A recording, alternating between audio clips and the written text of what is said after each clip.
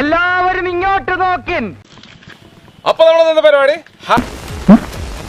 ഒരു ലോകം ഉണ്ടാക്കിയത് രസം. നമ്മൾ അവരുടെ ലോകത്തിലോട്ട് പോവുകയാണ്. ഇവരാരും ഞങ്ങൾക്ക് അത്ര വിശ്വാസം പോരാ. വേണ്ട, നീ വിശ്വസിക്കണ്ട. കോമഡികളും മറ്റേ കൗണ്ടർ അടികളും ഒക്കെയാണ് ഈ സിനിമ. ഞാൻ കഴിവും ബുദ്ധിയും ഒരുമിച്ച് ഉപയോഗിക്കുന്നവർ വേറെ ഇല്ലെന്ന് തന്നെ പറയുന്നത്.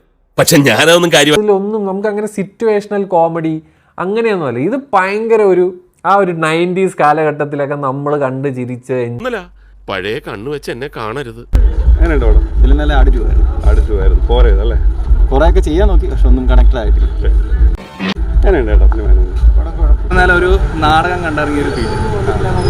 ഇത് ശരിക്കും ഉൾക്കൊള്ളാൻ പറ്റത്തില്ല. പഴയ കാലഘട്ടം, അതിൻ്റെ ഇടയ്ക്ക് പുതിയതായിട്ടുള്ള കാലഘട്ടം. പുതിയതാണ് എന്തോ നീ കേട്ടിട്ട്. ആട് 1 2 അപേക്ഷിച്ച് ചെറിയ രീതിയിലുള്ള കോമഡികൾ കുറവുണ്ട്. ഏറ്റവും എടുത്ത് നിൽക്കുന്നത് വിനായകനാണ് സെക്കൻഡ് ഹാഫിലൊക്കെ ആയിട്ട് നിൽക്കുന്നത്. പിന്നെ ഈ രണ്ടും കൂടെ മിക്സ് ആയിട്ടുണ്ട്. പ്രേക്ഷകർ ഏത് രീതിയിൽ ഇതാണ് പറയുന്നത്, കണ്ടങ്ങി ഇരിക്കുന്ന മണ്ടനെ കൊട്ടാരത്തിന്റെ മണ്ടയിൽ ഏറ്റുന്നതും പവാൻ. ഇതെങ്ങനെ കേറി? എന്നാൽ ഇവനെ സമ്മതിക്കണം, ഉരുക്കുപോലെ നിന്നുകള.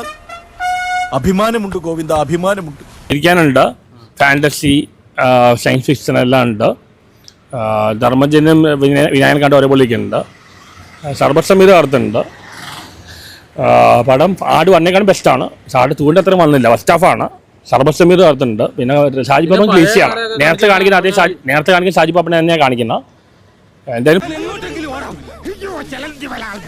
ഇത്രയും ആളുകളുടെ മുമ്പിൽ വെച്ച മനുഷ്യന്റെ വായിൽ കൂടെ കേൾപ്പിച്ചപ്പോ തൃപ്തിയായില്ലടാ. തൃപ്തിയായി സാറേ. നല്ല രസമുണ്ടായിരുന്നു. ഒരു എക്സൈറ്റ്മെന്റ് ഉണ്ടായിരുന്നു സിനിമ കാണുന്നതിന് വേണ്ടിയിട്ട്.